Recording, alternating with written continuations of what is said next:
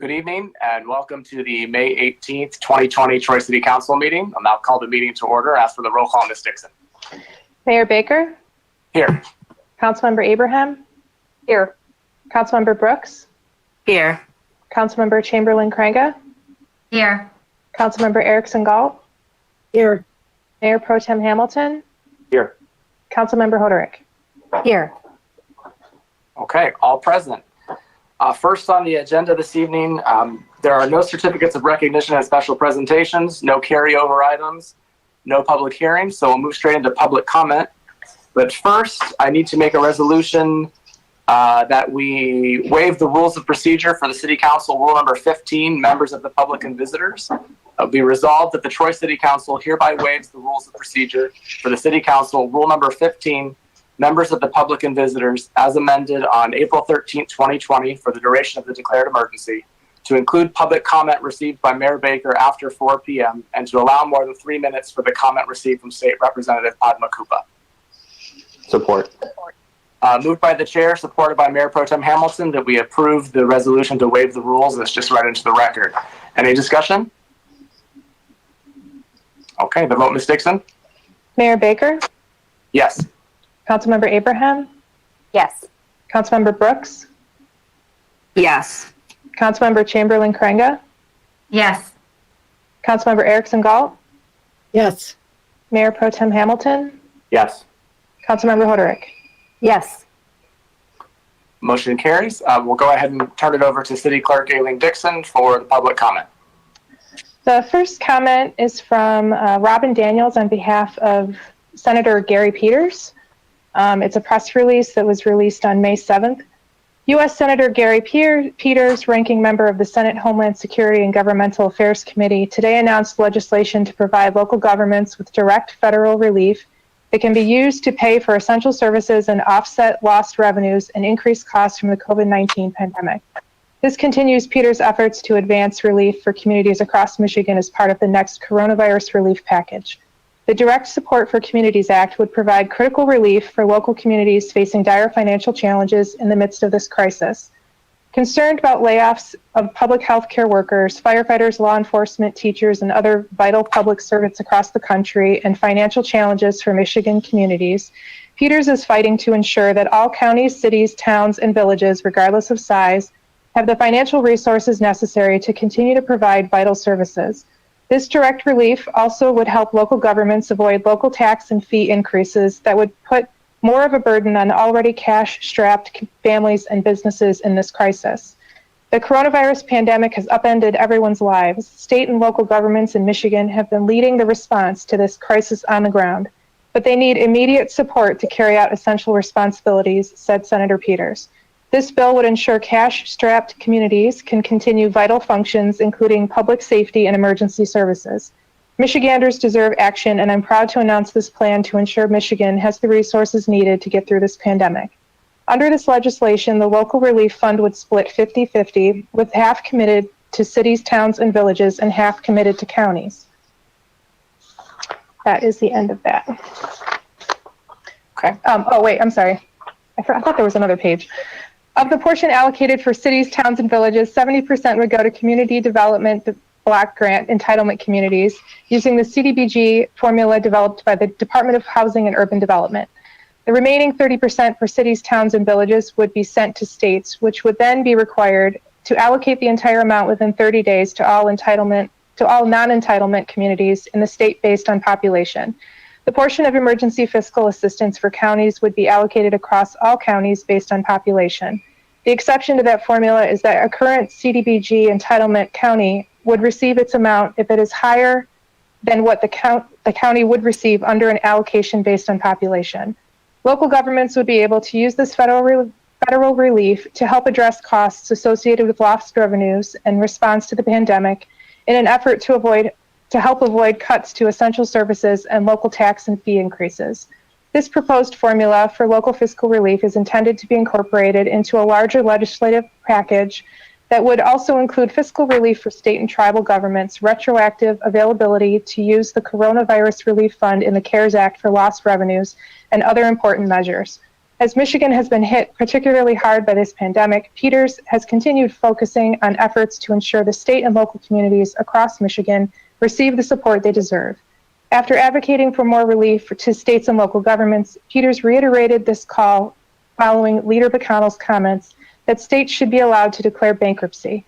Peters also recently called on congressional leaders to provide additional resources to state and local governments seeking to upgrade their outdated technology as they face challenges processing increased unemployment claims, small business loans, and other emergency assistance during the coronavirus pandemic.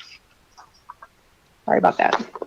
Thank you to Robin Daniels from Senator Peters' office for sending that information. We appreciate it. The next comment is received from State Representative Padma Kupa. Sorry I missed sending this. I had to make updates based on all that happened today. I am State Representative Padma Kupa and can be reached at 517-373-1783 or padmakupa@house.mi.gov. I would love to be able to give you this stateside update via Zoom as I have with the Troy School Board or the Clawson Council, but for now I'm sending this email. While I have been in Lansing for session, I am working from home with a stellar legislative team as we continue to respond to constituents, practicing social distancing and doing things safely. We have had some tension-filled hours in Lansing lately, and I am grateful for Councilwoman Ellen Hoderick for a consistent text exchange throughout the hours as I sat in the gallery on April 30th, and Police Chief Nastasi for his words of advice last week. It reminded me what we have here in Troy and across the region, people who care for their neighbors. Thank you to members of council and Glenn Laban from staff joining us for the virtual Downtown Business Coalition listening tour that we held last Monday. We continue to gather input from small businesses which have been hardest hit by the COVID pandemic-related downturn. Friday, the governor announced her return to Learning Advisory Council, which is seeking applications until May 20th. The Advisory Council will provide the COVID-19 Task Force on Education recommendations on how to safely, equitably, and efficiently return to school in the fall and assemble critical voices from education, public health, and communities across the state to identify the key issues schools must consider before opening, including performing outreach to ensure the voices of stakeholders are included in the discussion of implementing the 2020-2021 school year in these challenging and uncharted circumstances, ensuring experts in public health and epidemiology are informing the discussion of safety returning to school, recommending actions to remove statutory administrative barriers to delivering education before we are at phase 6 of the Michigan Safe Start Plan, recommending actions to develop and improve systems for remedial support for students who experienced learning loss during the spring and summer. More about this council and the roadmap they will create, including the application, is available at the following links, and we can post this document on our website so you can get the links. The plan to reopen safely and members of the other two Safe Start Councils and Health Advisory Council and Economic Advisory Council are listed here. I sent Mayor Baker and City Manager Mark Miller information about Friday's Consensus Revenue Estimating Conference. A summary of the agreements reached at the CREC is available on the HFA website. The state reached a consensus on economic and revenue figures for the remainder of fiscal year 2020 and for the 2021-2022 fiscal years. Michigan has a well-respected process for arriving at revenue estimates following best practice, whereby Treasury, House Fiscal, and Senate Fiscal reach agreements on the numbers. Revenues are down $6.2 billion when looking at the combined general fund and school aid fund numbers in fiscal years 2020 and 2021. The total revised forecast has been decreased by $3.2 billion in fiscal year 20 and reduced by $3 billion in fiscal year 21. Compared to the January 2020 consensus, GFGP forecast is down $2.2 billion in fiscal year 20 and $1.9 billion in fiscal year 21. The school aid fund forecast is down $1.2 billion in fiscal year 20 and $1.1 billion in fiscal year 21. This is an issue that every city, village, and township in Michigan and across the country are grappling with, but to varying degrees. For example, the small biz in the first round of small business support in the Federal CARES Act, Michigan's small businesses got roughly 55% of applicants' needs met. In Nebraska, it was over 80%. In New York, it was around 40%. Data from Crane's Bloomberg. The numbers show that COVID-19 has had a dramatic impact on state revenues, which presents enormous challenges for the state budget, which is fixed. Most of the state's revenue is allocated constitutionally, and as a legislator, we have only so much we can do. Right now, our best option is flexible federal funding to replace lost revenue. The state has already implemented actions such as temporary layoffs, a state hiring freeze, and a freeze on discretionary spending. Some of discretionary spending that was supposed to be allocated to HD 41 has been cut to address the COVID response. The language in the CARES Act doesn't allow states the ability to utilize federal funding for existing items in the budget that are impacted by lost revenue. The State Budget Office has already started a comprehensive review of everything in the state budget, working with departments and agencies on various budget reduction scenarios. The Federal CARES Act Coronavirus Relief Fund provides $3.8 billion to state government and to local governments exceeding a population of 500,000, Detroit, Wayne, Oakland, Macomb, Kent counties.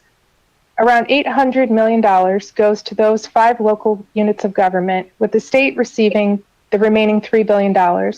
However, under the current language, federal funds cannot be used to backfill revenue losses or support existing state costs, which is the number one thing the state needs.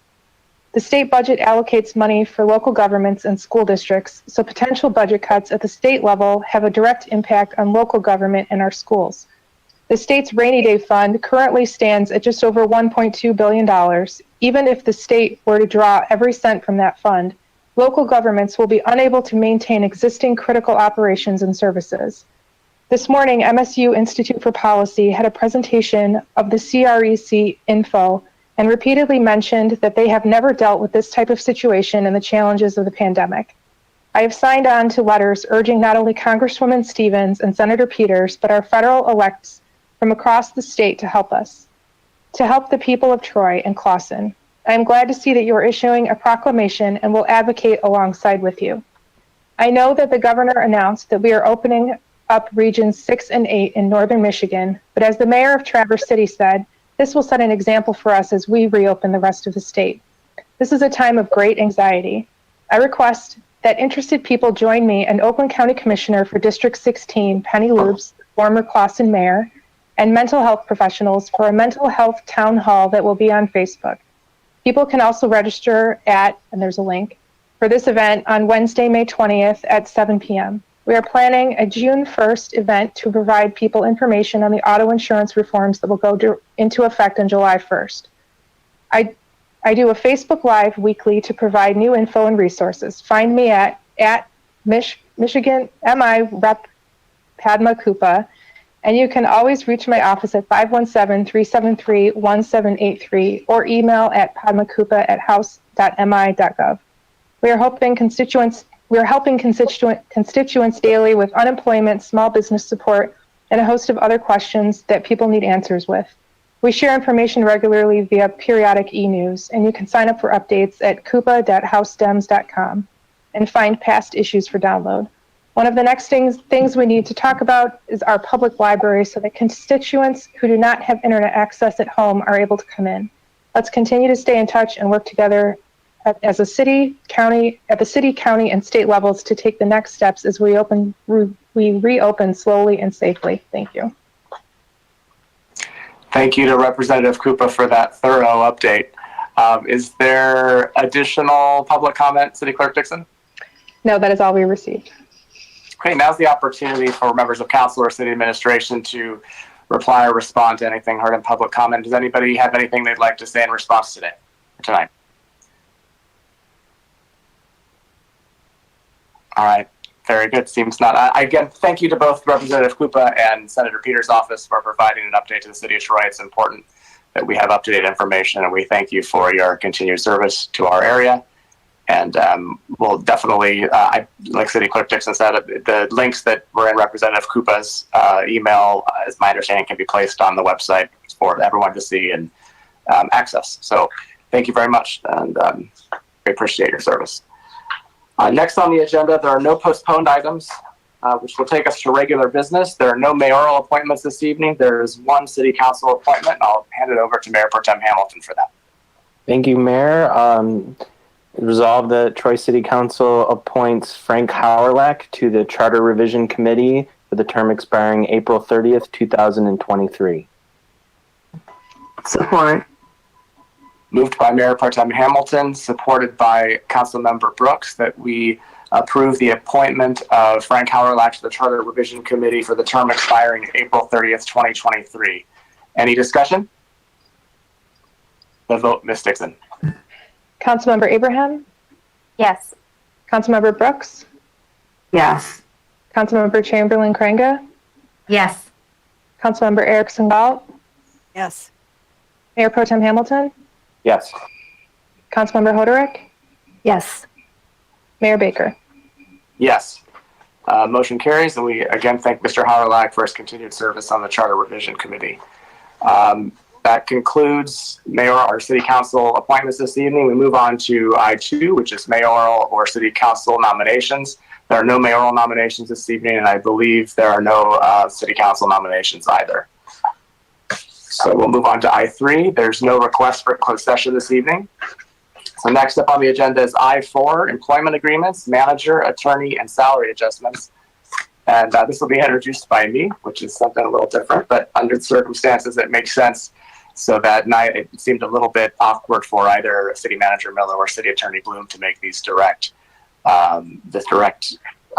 introduction. So a couple things. There was a good memo in our City Council agenda packet regarding I-4, and I just a kind of a look back at some of those things for the public. In 2019, the Troy City Council approved the retention of GovHR to assist with its personnel evaluation process. That would be both for the City Manager and the City Attorney. GovHR facilitated evaluations of both the City Manager and the City Attorney, which culminated in executive sessions on March 2nd of this year. As part of that engagement, GovHR was also asked to review the current employment agreements and provide suggested revisions to improve the evaluation process.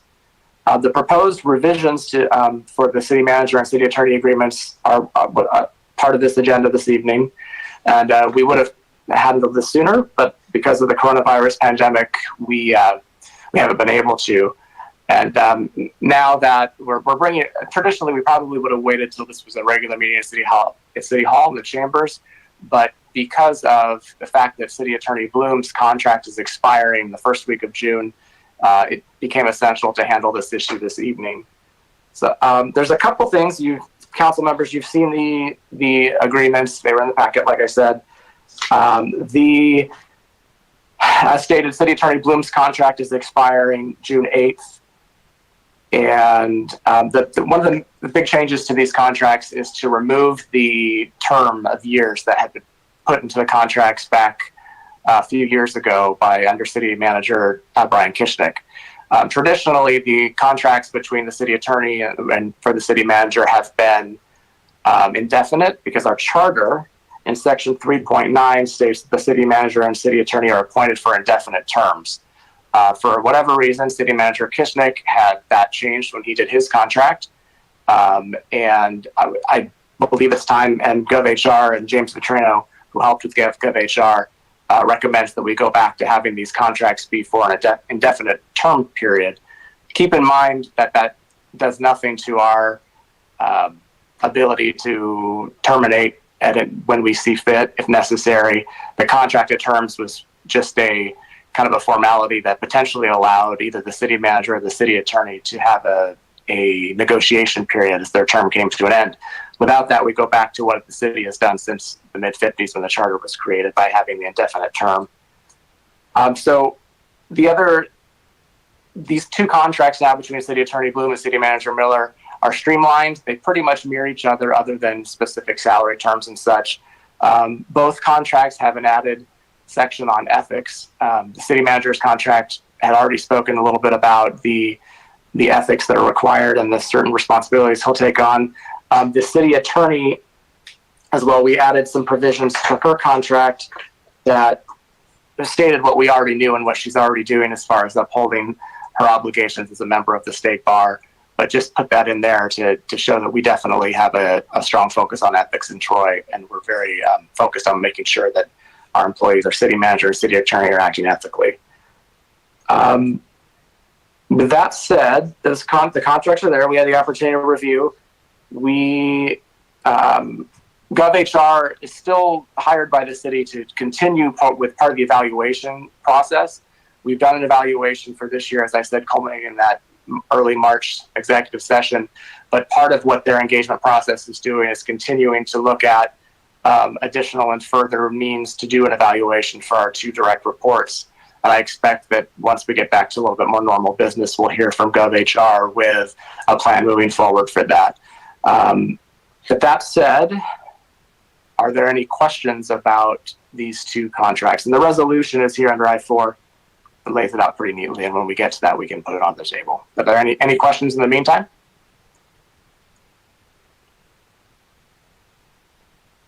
Okay, not seeing any questions. Would anyone like to move I-40 on the tables for discussion? I can. Mayor Pro Tem Hamilton. I will move I-4 employment agreements, manager, attorney, and salary adjustments as printed in the agenda packet. Support. Moved by Mayor Pro Tem Hamilton, supported by Councilmember Abraham, that we approve I-4 employment agreements, manager, attorney, and salary adjustments as printed in the agenda packet. Any discussion? Mayor Pro Tem Hamilton. Just want to thank GovHR for this whole process. I think it's been a very constructive process to really streamline this whole evaluation process. And I want to thank Lori and Mark for their leadership right now during COVID-19 crisis and the previous years for the many things that our city has gone through, from former city managers in federal prison to a lot of tumultuous things. So I'm going to support this. I thank you for your continued service to our city, and I hope that it continues for a long time. Councilmember Abraham. Thank you, Mayor. I just wanted to echo what Mayor Pro Tem Hamilton said. GovHR did a wonderful job of introducing methodology that we as a body can utilize going forward. I think it mirrors a lot more than what you see in the private sector in terms of data-based and qualitative-based assessments. And I really thank them for helping us through a pretty difficult time and introducing some methodology and rationale and how we as a 7-person body can move forward with performance evaluations in the future. So I do really appreciate how this year's performance reviews were done. I think it's infinitely better than what had been done in the past. Absolutely. Anyone else?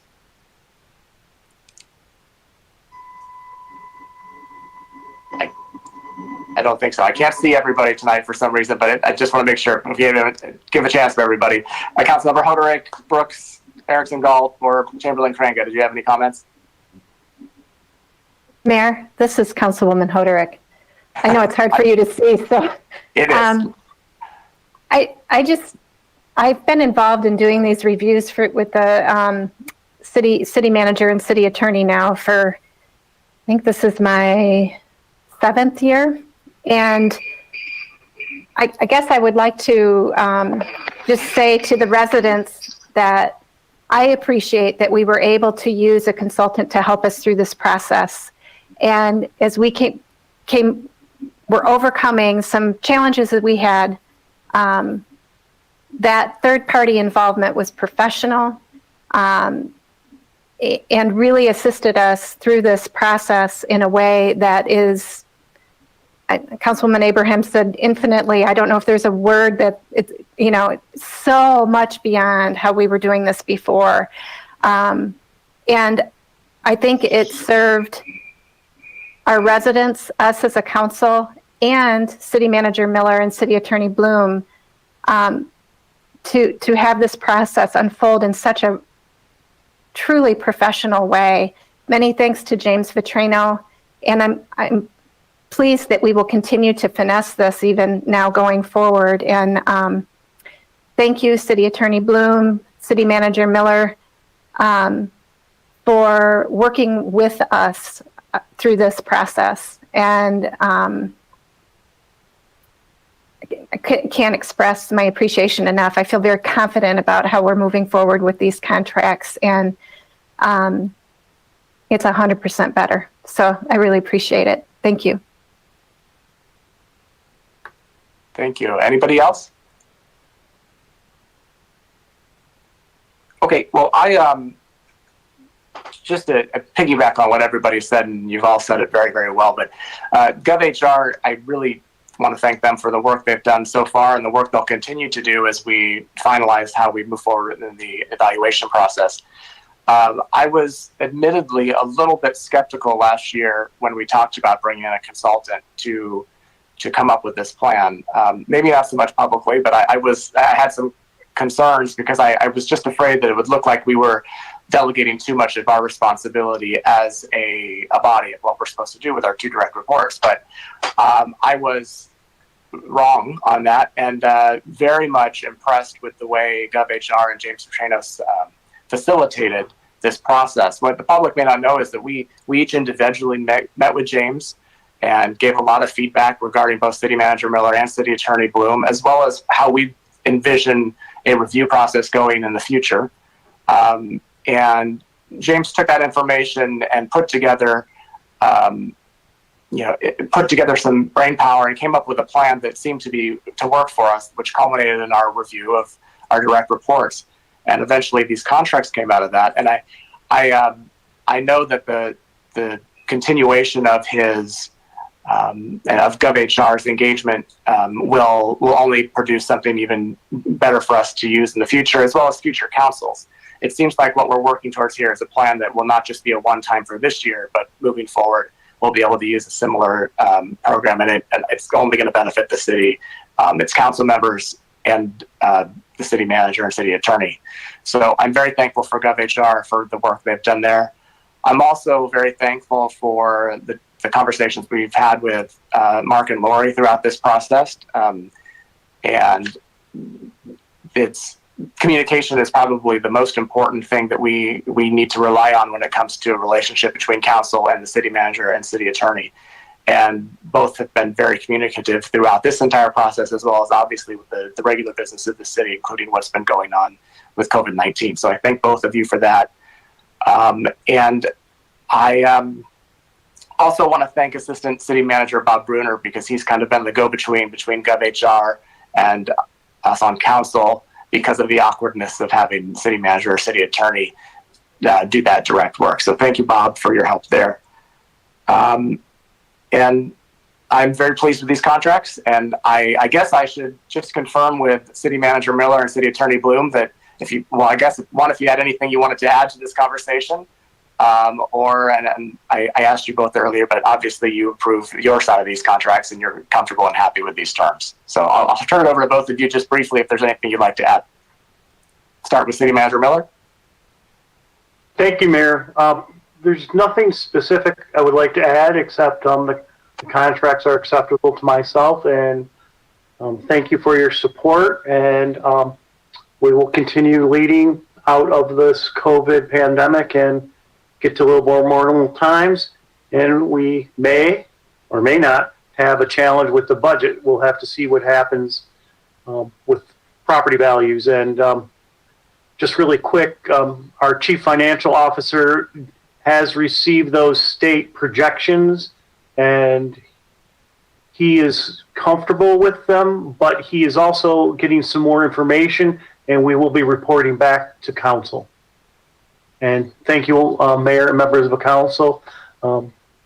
Becoming city manager has been very satisfying from a professional standpoint, and I really enjoy serving the residents of Troy. Thank you.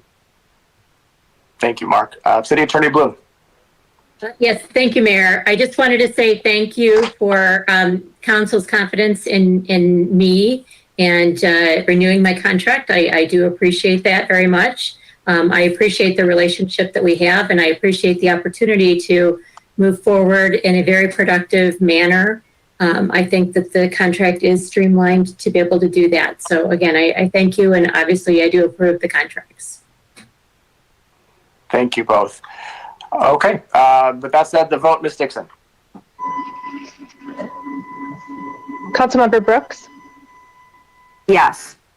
Councilmember Chamberlain Kranga, Yes. Councilmember Erickson Galt, Yes. Mayor Pro Tem Hamilton, Yes. Councilmember Hoderick, Yes. Mayor Baker, Yes. Councilmember Abraham. Yes. Okay, motion carries.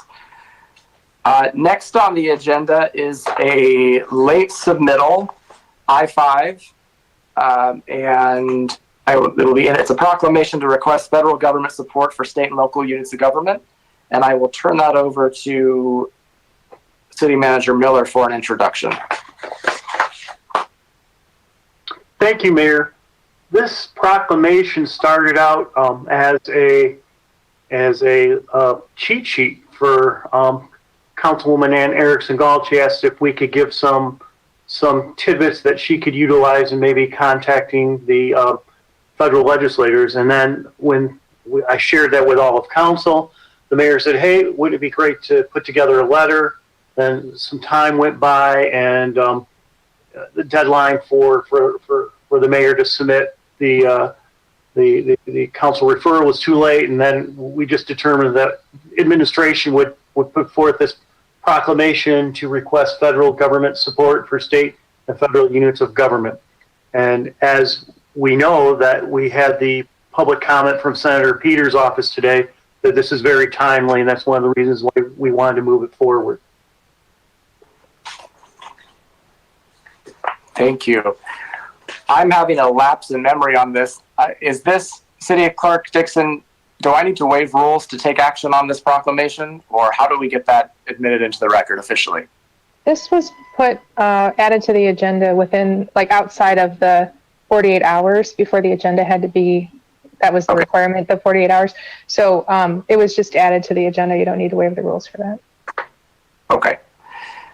So the proclamation itself was on the website. I think it was actually on there on Friday. It's been there. I'm not going to read it into the record at this time, but it is there on our website, and it will be submitted to our federal representatives. That authorizes City Clerk Dixon to submit a certified copy of it to our federal representatives in government. And we did hear from Senator Peters' office, and State Representative Koopa also mentioned this, and we're definitely going to face some shortfalls related to COVID-19. And this particular proclamation it doesn't advocate for any specific bill or proposal in Washington, but it advocates for something for state and local governments, and I think that's important to be said. Does anybody on council have any comments they'd like to share regarding this proclamation? Actually, before I turn it over to you, Councilman Erickson Galt, I do want to say, City Manager Miller mentioned it, but yes, this did emanate from you initially when you asked for some specific information, and I kind of ran with it in another direction, but I'm glad that you're supportive of allowing. We talked a little bit about this, and I appreciate you asking these questions. Certainly they've been on all of our minds in many sense, but it made sense to ask city management, and they provided us with some good information. So thank you, Ann, for doing that. But Councilmember Erickson Galt. Yes, thank you, Mayor.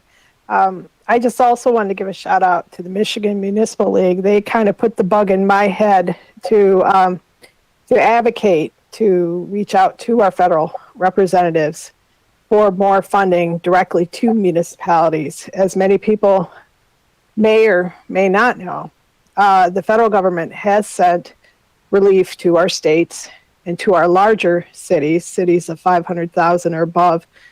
I guess that would also include our counties as well, that were 500,000 or above, but that leaves hundreds of local municipalities, townships, et cetera, without any kind of direct support from the federal government. And like our state and county governments, we can't go into debt. We have to have a balanced budget. And so I think it's critical that our municipalities also receive some relief. And that's why I asked for some talking points to try to, I honestly believe that most of our federal representatives are on our side. From everything I've seen, that our federal congressional delegation from all ends of the political spectrum are advocating for this. But what my hope was is to give them some talking points so that when they are in Washington and they're advocating for this, they have something that they can use to try to convince their fellow legislators to provide some direct support to municipalities. So that's why I really wanted to see this happen. And I'm perfectly fine with this proclamation. I think it really capsulizes what the issues are. I think this will actually be better when I do reach out to our federal representatives. We have the proclamation in hand. They will obviously have already received it from our city clerk. But, you know, I just think that we need to ask, that we need to make a direct ask of our federal representatives. We need to tell them that we're hurting too, and we can't count on federal money going to state and counties trickle down to us, that we need to be able to help our residents here in Troy. And so that's why I wanted to see this happen. Very good. Couldn't agree with you more on that. And, you know, I think the perception often for Troy is that because we've done such a good job budgeting over the years and we're very lean and conservative, that maybe we don't need the help as much as somebody else does. And, you know, there's an argument to be made on many levels on that. But ultimately, our taxpayers in our city send money to Washington every year, and it's important that we have the representation we need when we do need it. So I know City Manager Miller has been vocal about that on some different Zoom calls that I've had with him, and I believe most recently with State Senator Mallory McMorrow. He mentioned, you know, Troy's prowess and strength in our economy and our state, and the importance of having a successful Troy for a successful Oakland County and Michigan.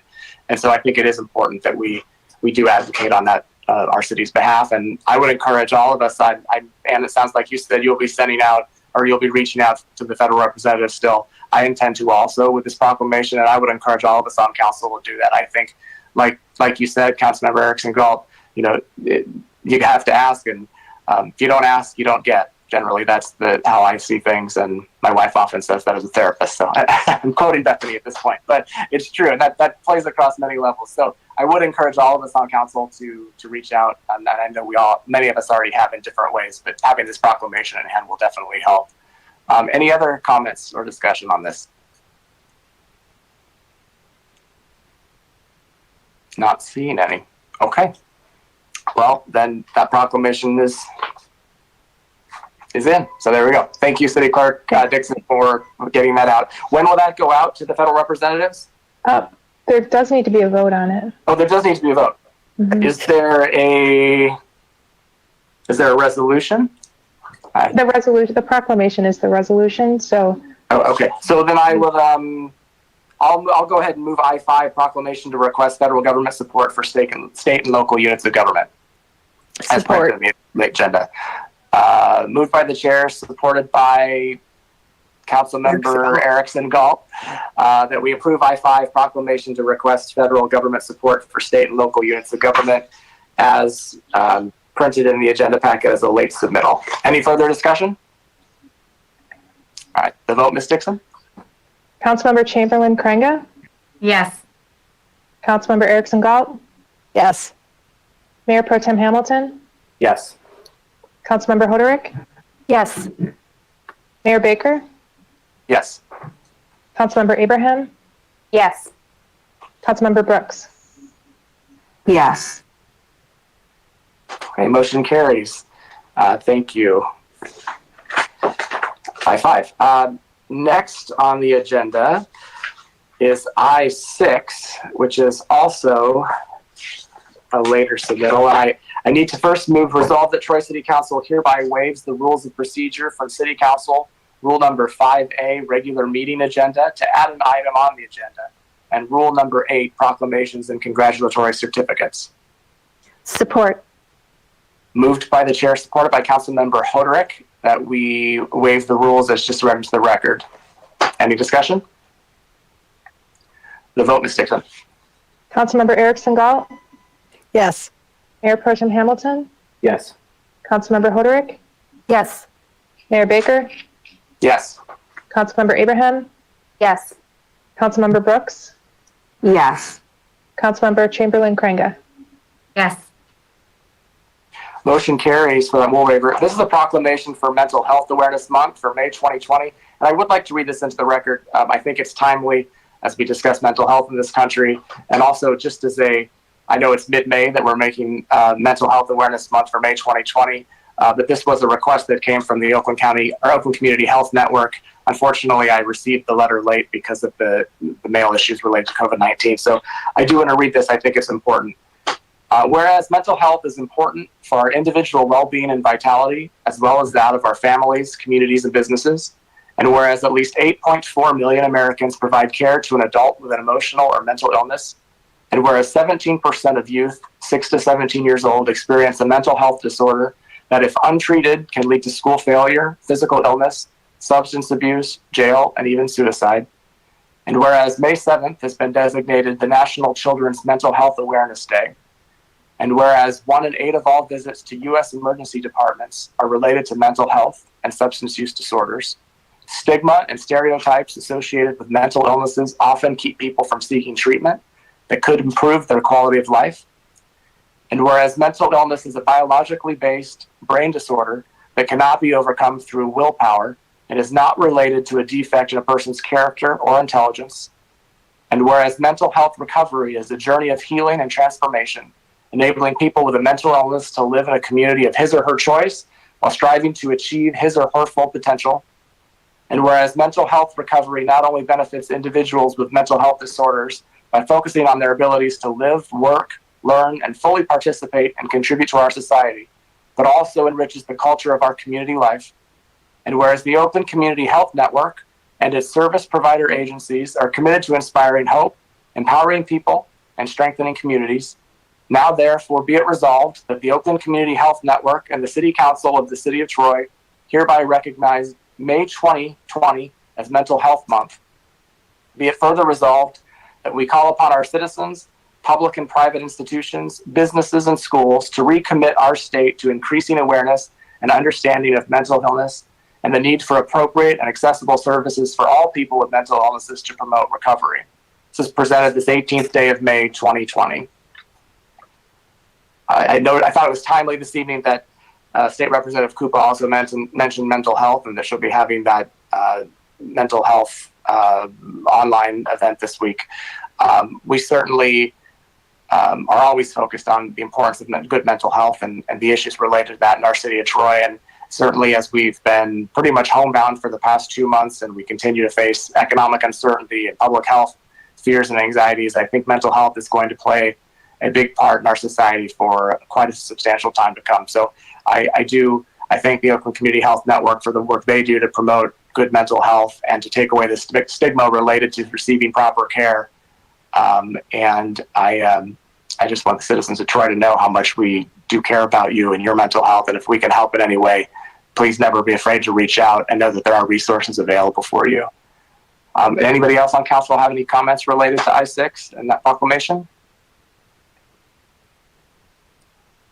Okay, seeing none. That concludes regular business this evening. We move on to the consent. Oh, sure. City Attorney Bloom. Sorry, you need a vote, Mayor. Oh, I'm sorry. I keep skipping votes on these proclamations. Forgive me, everybody. All right. I'll second it. I don't think anyone seconded it, so I'll second your all right, resolution. very good. So moved by the chair, supported by Mayor Pro Tem Hamilton, that we approve the proclamation for Mental Health Awareness Month, May 2020, as read into the record and as I-6 in the agenda. Any further discussion?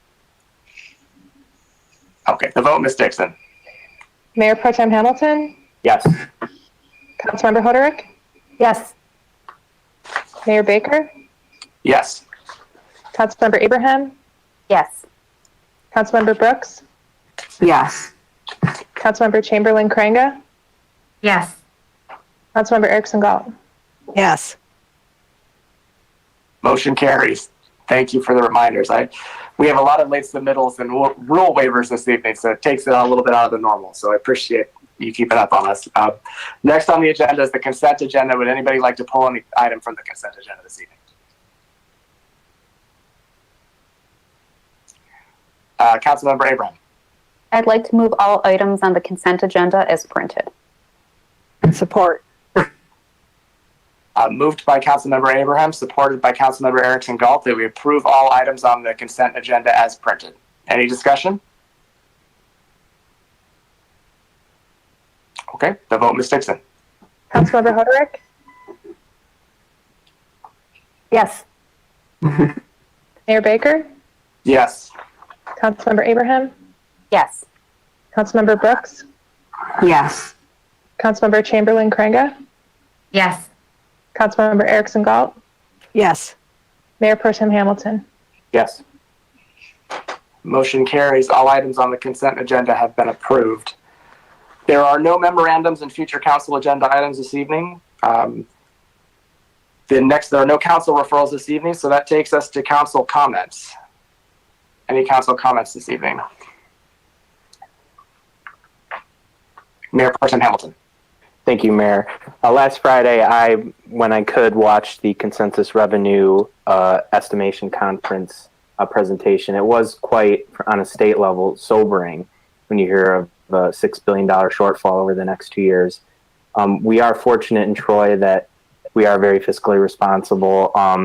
In their estimation, they did not expect property values to fall. And I think part of that reason is that foreclosures are restricted right now, and is this a different kind of recession than it was 10 years ago. So of course that's an estimation, we don't know that, but of course our primary source of revenue is property tax. So if their estimates are correct, we shouldn't see a big drop from that. However, sales tax is down nearly 10% from what I've seen statewide, and that's what provides our state shared revenue, which is about $8 million for our city. So we do have a $20 million fund balance that we could use to help make up for that shortfall. However, it is possible that the state could use that state shared revenue money to plug in other holes. So it's not necessarily we only lose 10% of that, it could be more. Regardless, we have enough in the fund balance to cover that this year. And that's why we do keep a fund balance and why we do try to be fiscally responsible so we can absorb that. Of course, there was no estimate provided of where gas taxes are going. And that, of course, funds a lot of our road and street projects.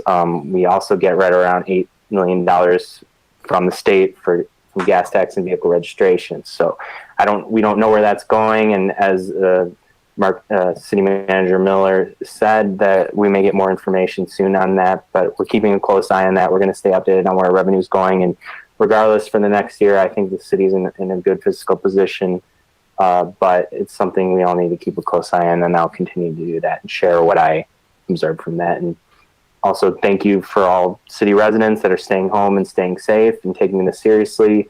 The curve in Michigan is definitely bending and coming down. I think there were only 22 new deaths today, which is tragic, but it's much better than 270, which we saw I think we were getting near 200 a few weeks ago. So keep up the good work. Parts of the state are starting to open up, and that will continue if we keep staying home and staying safe. So, thank you. Thank you. Additional council comments?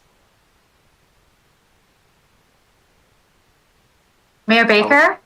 Yes. That sounds like Councilmember Chamberlain Craig. Exactly. Thank you. Thank you, Mayor. Thank you for speaking up. Excellent. Right, because you can't see me. Two comments I wanted to share.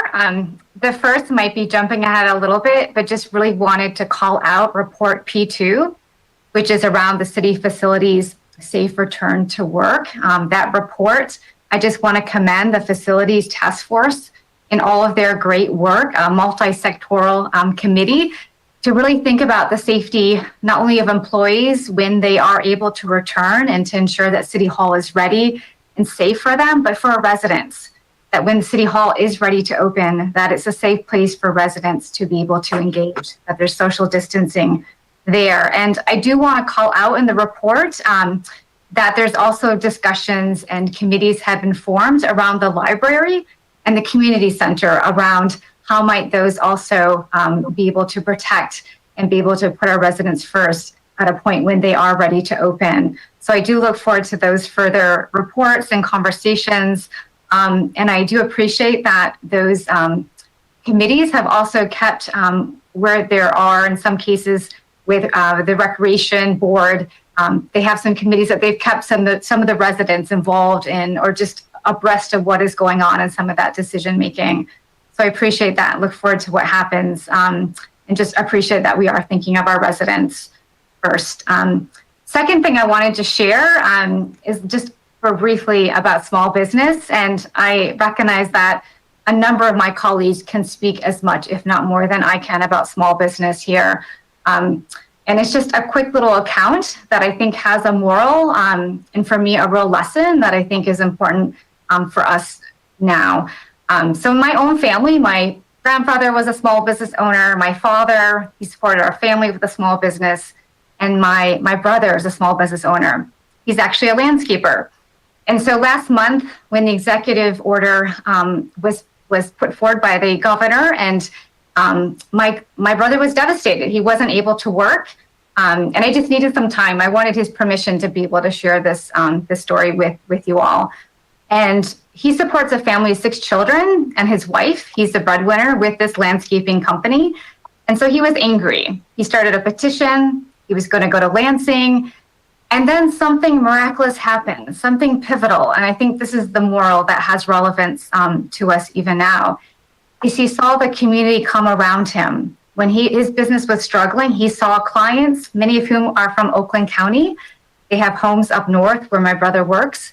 They offered to pay a year in advance to do what they needed to do to help his family make it.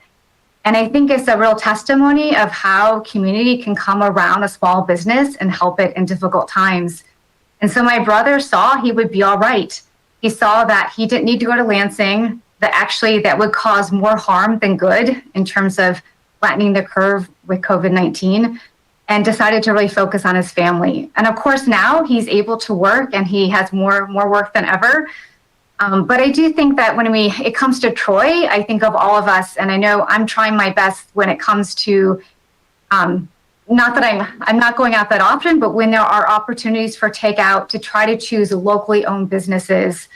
When there's that latte craving, to support a locally owned, a Troy owned business, to support our residents during this difficult time. And to really, again, I want to thank our city administration. I want to thank Glenn Lapin, our economic development department, and for all of the work they've done to provide lots of resources to help our small businesses. So again, I think it's a testimony that as we come around our small businesses, that we can help assure them that they will make it through this difficult time. Thank you very much. Additional council comments. Mayor Baker? Councilmember Hoderick. Just wanted to echo a little bit that the small businesses are not lost in the shuffle of our care and worry as in the city of Troy. Representative Koupa held a listening tour with several of her fellow reps in Lansing last Monday, I think it was. The days are blurring together. Where businesses could call in and share their experiences and the struggles they're having. It was clearly communicated some of the challenges unforeseen with the PPP, and just general concerns that business owners are having and challenges as they weather this storm. Those thoughts were captured, I know, by the reps in Lansing, and then we also worked to share that with Senator Peters and Representative Haley Stevens as well was very interested in hearing, and it's all consistent information. Point being is, if we have business owners here listening, your needs are being heard, and we are sharing them, I think, as individual council members. And I know that our reps are very aware. I don't know what the answers and the solutions will be, but I know that they know what the challenges are. And I just wanted to assure business owners and folks that work for smaller businesses that dialogue is ongoing. And between meetings, we are really working to understand and hear. And along the way, we learned from City Manager Miller and our economic development director, Glenn Lathan, everything that they're doing to connect businesses with the resources to help them. I know it's imperfect, and I know the challenges are there. We are aware, and we know staff is aware as well, and we're doing our best to communicate and find solutions with the representatives. Keep the dialogue coming, but just know you're being heard. Thank you. Thank you. Additional council comments? Mayor Pro Tem Hamilton? Sorry, Mayor. One thing I forgot to mention that is really important is in 3 weeks on June 8th at 6 p.m. Monday is a special meeting on library funding. As we know, our library millage is expiring at the end of the upcoming fiscal year that's starting this July 1st. So this meeting is in 3 weeks is to discuss what possible solutions we can have to renew the funding for the library and what our options are, and possibly to get another millage on the ballot this November. So I hope residents are aware of that. It'll be 6 p.m. In 3 weeks, June 8th, for library funding.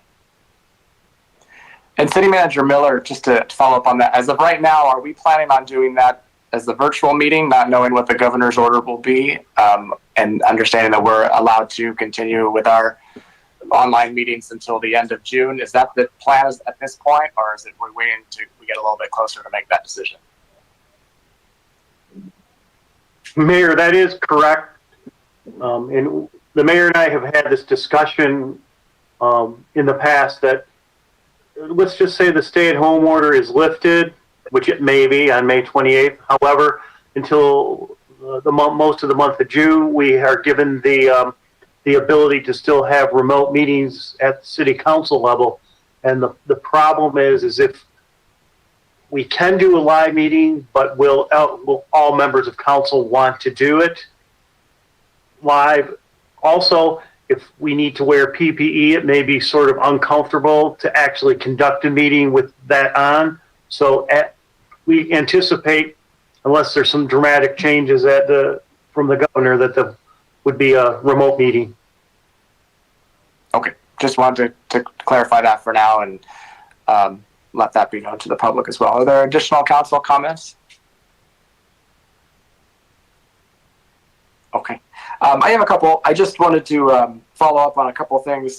All who have spoken this evening have said some very important and impactful, moving things regarding how our city is doing through all of this, our small businesses, the work that our representatives at different levels of government are working on our behalf, as well as what we're doing in-house to ensure that you stay safe and also have the opportunity to have your business reopen and grow when it can.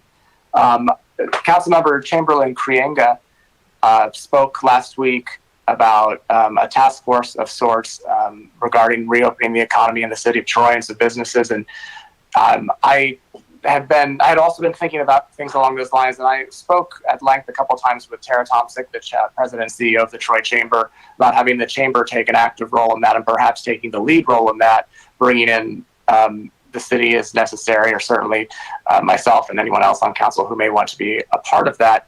And she is currently putting together a plan of sorts, checking in with other neighboring communities on how they're handling some of these things. But it's my best guess that by our next meeting, I'll have some more information regarding that and ways that the city and the chamber and local business owners can come together to put together some good information and good thought processes on how we best move forward with our economy here in Troy. So just wanted to let you all know that we are moving forward on that process. And I look forward to reporting some additional information regarding that at our next meeting, if not before that, online and such.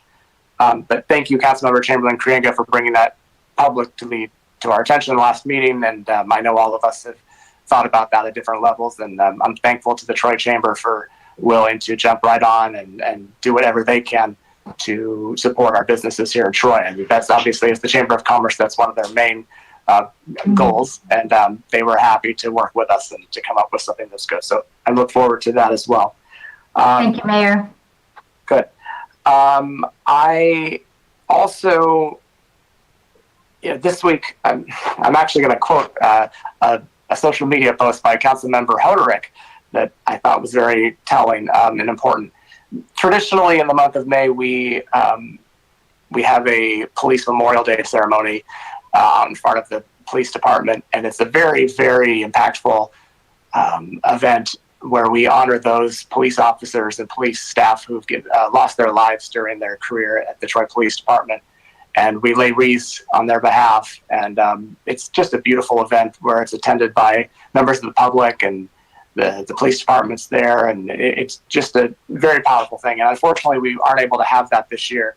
And the police has been actively publishing things on their social media about those that we have lost. And I know many of us have shared those posts. I've seen them on various social media platforms, and they've done a great job trying to recognize and value those. But Councilmember Hoderick wrote, among the many Troy, Michigan traditions I'm missing are the annual Police Week events, including the annual open house. They are at once an opportunity to reflect and remember, as well as a chance for great instruction about our public safety work and successes. Thank you to our police department for being such a professional law enforcement organization. Here's looking forward to next year when we will hopefully be able to resume our Police Week events, including a memorial ceremony to honor those we lost in the line of duty. And I quoted, I didn't tell Ellen I was going to do that tonight, but I was looking at it and I thought, oh, it sums up exactly how I feel. It's definitely something that I missed through all of this. And I know that for those of you, the new members on council who haven't had the opportunity to attend as a member of council, you missed out on something this year by not being able to do it. And hopefully next year we will be able to do it, and you'll see how impactful it is in person as well. But we do have a fantastic police department, and they deserve our attention and appreciation as much as we can give them. And so I thank them for the hard work they're doing. I certainly honor those who have lost their lives in the line of duty for the city of Troy. And thank you, Ellen, for writing that and what you said as well. I think it was very nice. We pretty much, other people have touched on the other things I was going to comment about. I was also watching the estimates for getting state funding last Friday, and I know Councilmember Erickson Galt was as well, and I'm sure others were.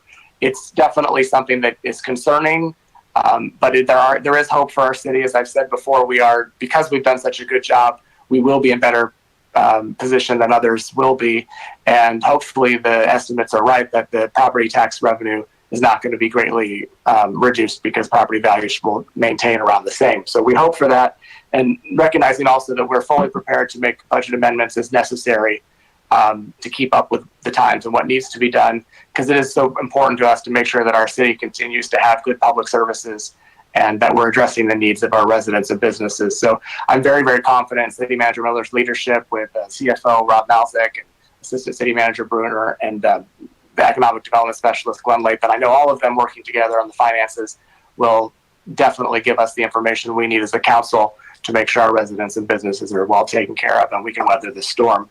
So thank you for the work that I anticipate you'll be doing on that as we move forward. And I just also wanted to, again, thank all of the volunteers in our city that are working so hard to provide PPE for residents, other businesses, the donations that people have made. I just keep getting story after story, and it warms my heart every single time. So please keep telling me the stories. It's a good thing for me and a good thing to be able to share. Also, of course, I'm not going to go a meeting without thanking our healthcare heroes who have worked so hard at our hospitals and medical facilities. They're the ones that are doing all of the hard work hour after hour each day, risking their lives to make sure our lives are safe and healthy, as well as the frontline responders who are doing the same. So I appreciate them and thank you all very much. And I appreciate the community and the residents who are continuing to stay home and staying safe for the most part. It seems to be making a difference here in Michigan and Oakland County. And I know that the sooner we can see those numbers continue to go down, the sooner we'll be able to reopen back up. Obviously, there'll be some changes we need to make to keep us continually safe, but we seems to be working here in our part of the state, and I'm anxiously awaiting the governor's next round of orders to give us some further clarification, see what we can or cannot do here in Troy. So thank you. Keep it up. Don't give up on those. And remember that hand washing and masks, all of those things are not only protecting you, but they're protecting the others that you're coming in contact with. And that's the most important thing. If we all did that, as I've said before, as I've been told repeatedly, if we all just act like we had COVID-19, we would stop the spread of COVID-19. So keep that in mind, please. I will, is any other further council comments before we move on? Okay. So next up on the agenda are reports. Councilmember Chamberlain Krienga spoke a little bit about P2A. Did anybody else have any additional comments on the reports this evening? Mayor Pro Tem Hamilton. I just briefly wanted to mention, Planning Commission has minutes here from April 28th, and they're one of the few boards and committees that have also actually had the opportunity to meet virtually. I know a lot of our board and committee meetings have been canceled due to everything that's happened, but it's good to see some life returning to our different cities, boards and committees. I know this Wednesday I have a employee retirement system meeting that's also remote. And so we're starting to open up, we're starting to make things happen, and it was good to see that they're back doing normal business. I know it's virtually, but it's good to see that happen. Very good. Couldn't agree more. Additional comments on the reports? Okay, I also, P2A, it was nice to see the city facilities safe return plan. And I appreciate all the work that everybody's been doing, both thinking about it and a hands-on installation of materials and such to make sure that our employees are safe when they come back to work, and that the residents who are visiting City Hall for important purposes are also in a safer position. So I thank you for all of that. And I know that as we move forward towards reopening, when that comes, the city will provide more information as to those procedures, and we'll be providing all the guidance necessary to make everybody feel safe. So thank you for that. There is no closed session this evening. So with that, I will say we are finished and we are adjourned, and thank you all very much. Have a good night. Good night.